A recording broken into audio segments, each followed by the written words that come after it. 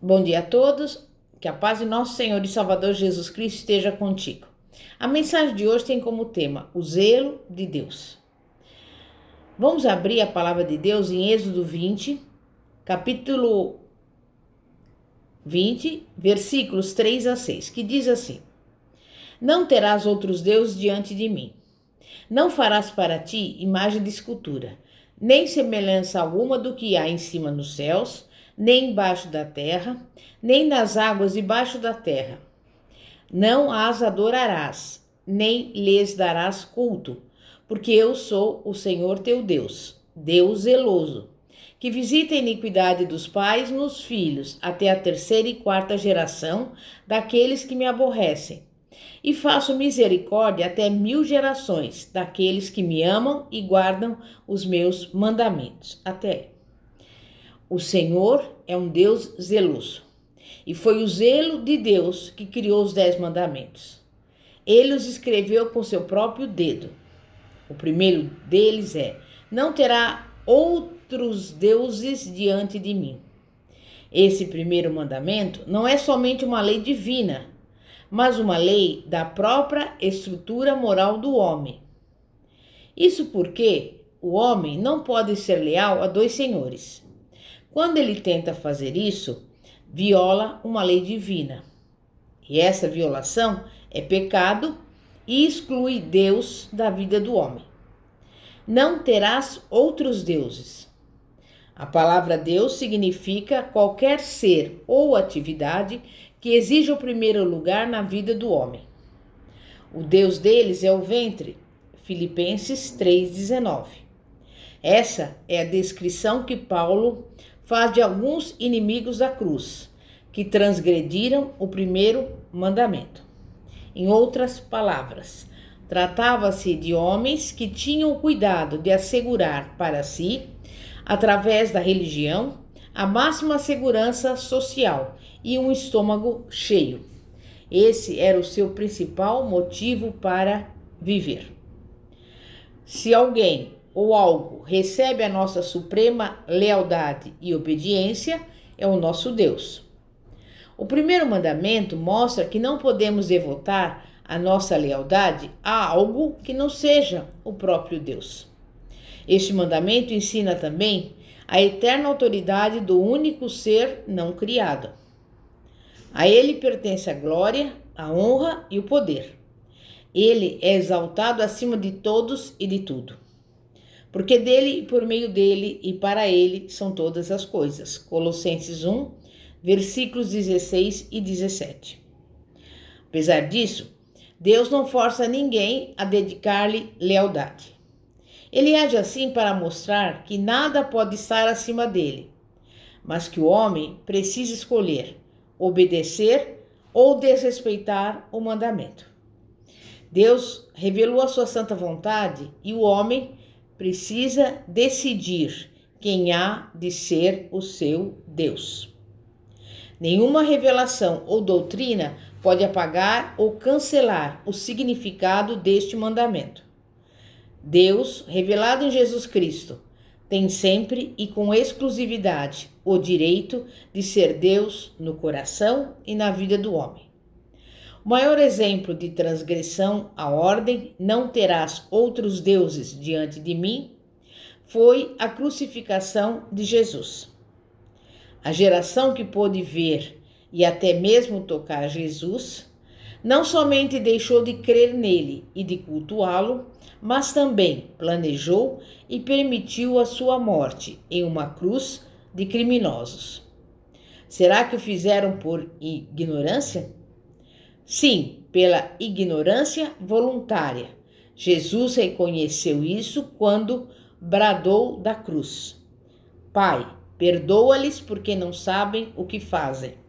Lucas 23, versículo 24. E é precisamente essa a questão. A humanidade estava em guerra contra o Deus revelado em Cristo, porque o seu coração e mente eram carnais e antagônicos ao coração e à mente de Cristo. Os fariseus e escribas, sábios, astutos, não conheciam a Deus. não foram capazes de reconhecer Deus em Jesus. Não o conheciam no espírito e, por isso, não puderam reconhecê-lo na carne. Tinham outros deuses à frente deles. Eles mostravam esse desconhecimento não somente nas suas atitudes, mas também na sua disposição. Além disso, não queriam aquele Deus que fora revelado em Cristo. Por isso, esses homens crucificaram o próprio Jesus, que é a revelação de Deus. Os inimigos de Cristo desejavam a sua morte, e os seus seguidores também. Naquela hora tremenda, os próprios discípulos permaneceram passivos. Estavam interessados em se salvar e se proteger. Pensaram mais em si mesmos do que em Cristo. Daqueles homens que conheciam os fatos a respeito de Jesus, bem poucos podiam confessar que não tinham nenhum outro Deus além de Jesus Cristo, o Deus verdadeiro. Se Deus em Cristo não ocupa o primeiro lugar em nossa vida, precisamos nos arrepender. Precisamos dar as costas aos nossos pecados e entregar à cruz as nossas próprias inclinações e interesses, pois os que são de Cristo Jesus crucificaram a carne com suas paixões e concupiscências. Gálatas 5:24. Somente mediante uma entrega integral a Deus, temos de afastar para sempre a velha maneira de viver e tudo quanto lhe diz respeito. Tudo que em nós trai a Cristo e o nega como Senhor da nossa vida. Pensemos em Pedro.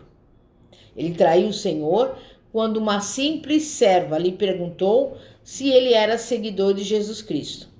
Pedro mentiu.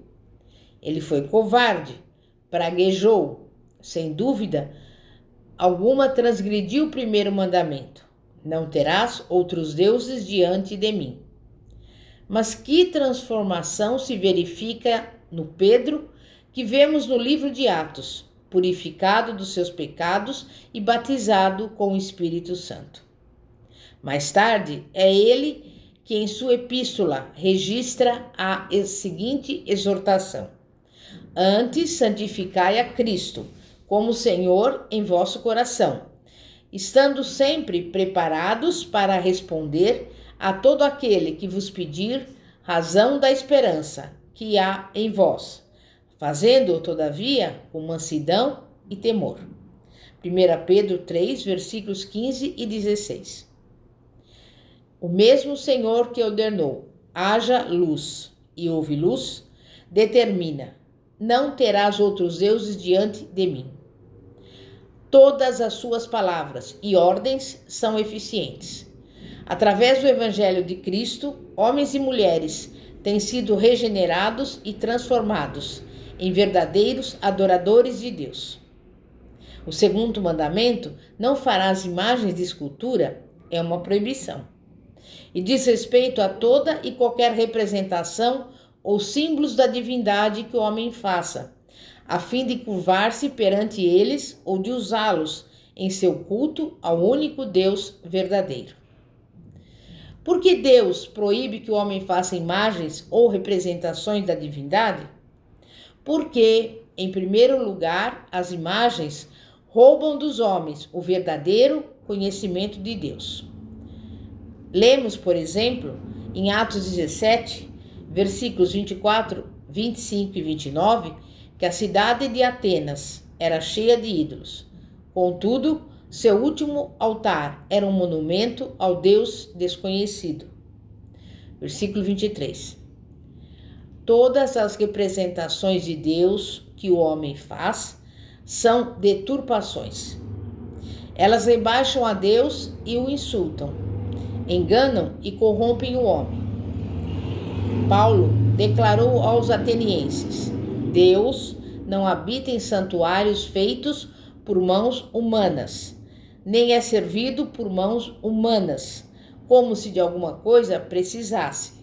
Sendo, pois, geração de Deus, não devemos pensar que a divindade é semelhante ao ouro, à prata ou à pedra, trabalhados pela arte e imaginação do homem.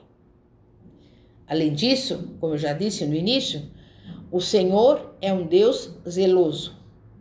Ele proíbe a confecção de quaisquer imagens para o representar, porque Deus possui uma única imagem de si mesmo, bendita e santa, perante a qual todos havemos de nos curvar, a quem podemos servir de todo o coração e em quem brilha a glória de Deus. É Jesus Cristo, essa imagem do Deus invisível. Colossenses 1,15. Somente Ele pode revelar plenamente o Deus da glória. Mas ninguém em todo o universo teve o direito de dizer: quem me vê a mim, vê o Pai.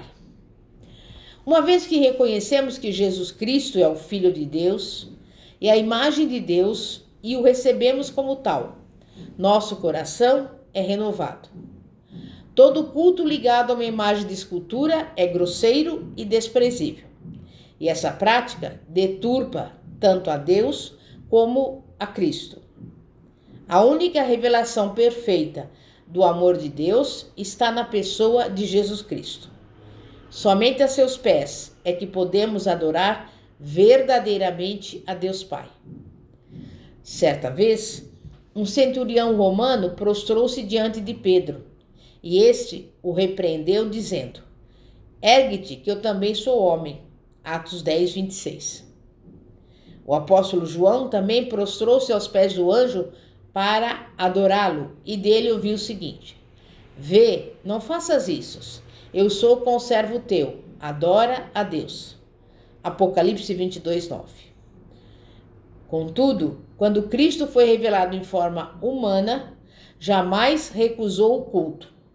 Os cegos que receberam a vista, os leprosos que foram curados, os discípulos, muitas vezes atônitos, as mulheres devotas, todos o adoraram. Ele não repreendeu nenhum deles, pelo contrário, aceitou a todos.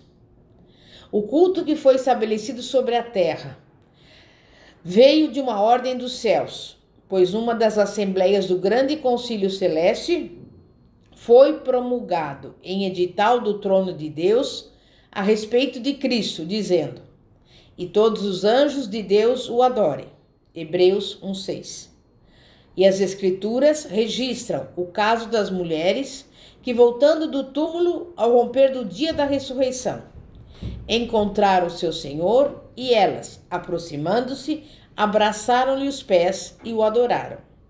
Mateus 28:9. Essa é a melhor posição para se estar diante do maravilhoso Cristo ressurreto.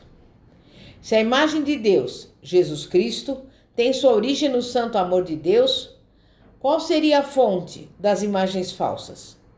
Nas epístolas de Paulo aparece a reveladora expressão: a avareza, que é idolatria. Colossenses 3:5. A idolatria tem sua origem no coração corrupto e irregenerado dos homens. Ezequiel fez a acusação de que alguns judeus apóstatas de seu tempo haviam levantado ídolos dentro do coração. Ezequiel 14:3. Os ídolos são criação das concupiscências interiores do homem. O cativeiro babilônico libertou Israel de todos os seus ídolos, tribos, nações inteiras e milhares de pessoas abandonaram a idolatria, queimando seus fetiches e encontrando perdão e nova vida em Jesus Cristo. Contudo, não são os ídolos exteriores o problema fundamental. Existe algo no interior do homem, que é o verdadeiro criador de ídolos. O velho eu é o incorrigível criador de ídolos e precisa morrer. Romanos 6. Certamente o cristão não precisa lutar com o problema do culto exterior de imagens. Porém, se o eu e a carne o dominarem, impedirão que ele adore verdadeira e livremente ao seu Senhor e Salvador.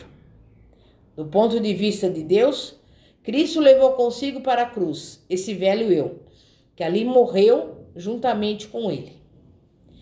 Quando ele ressuscitou, nós ressuscitamos com ele, libertos da avareza que é idolatria. Então, para desfrutarmos da nossa maravilhosa liberdade em Cristo, primeiramente, devemos ter em nosso coração um desejo e um anseio de santidade e de nos tornarmos verdadeiros e livres adoradores de Cristo. E assim se cumpre a promessa de Deus, de acordo com a nova aliança que declara: de todas as vossas imundícias e de todos os vossos ídolos vos purificarei. Tirarei de vós o coração de pedra e vos darei coração de carne. Porei dentro de vós o meu espírito e farei que andeis os meus estatutos, guardeis os meus juízos e os observeis. Ezequiel 36, versículos 25 a 27. Amém? É momento de oração. Santíssimo Deus e poderoso Pai, Pai do nosso Senhor e Salvador Jesus Cristo. Pai, não permita que venhamos ser enganados, que venhamos ser iludidos, mas nós sabemos, Pai, que devemos colocar o Senhor em primeiro lugar. Está escrito: buscai em primeiro lugar o reino de Deus e a sua justiça, e todas essas coisas vos serão acrescentadas. Também está escrito que não devemos ser outros deuses diante de nós. E neste momento, Pai, te pedimos que nada, absolutamente nada, permita que em nosso coração venhamos criar ídolos, mas que nós possamos, Pai, viver segundo a Tua palavra em obediência e em santidade. Nós entregamos a Ti toda a nossa vida e desde já aguardamos de Ti a bênção, a vitória, a resposta, tudo aquilo que necessitamos, porque sabemos que o Senhor é o nosso Deus, é o Deus zeloso, é o Criador dos céus e da terra, para quem não haverá nada demasiadamente difícil. E nesse dia de hoje nós Te louvamos e adoramos, porque somente a Ti toda a honra, toda a glória, todo louvor, toda a vitória e toda a majestade em nome de Jesus. Amém e graças a Deus. Pastora Fátima, da Igreja Evangélica Apostólica Poder de Cristo. Que a paz de nosso Senhor e Salvador Jesus Cristo esteja contigo. Glória a Deus, aleluia.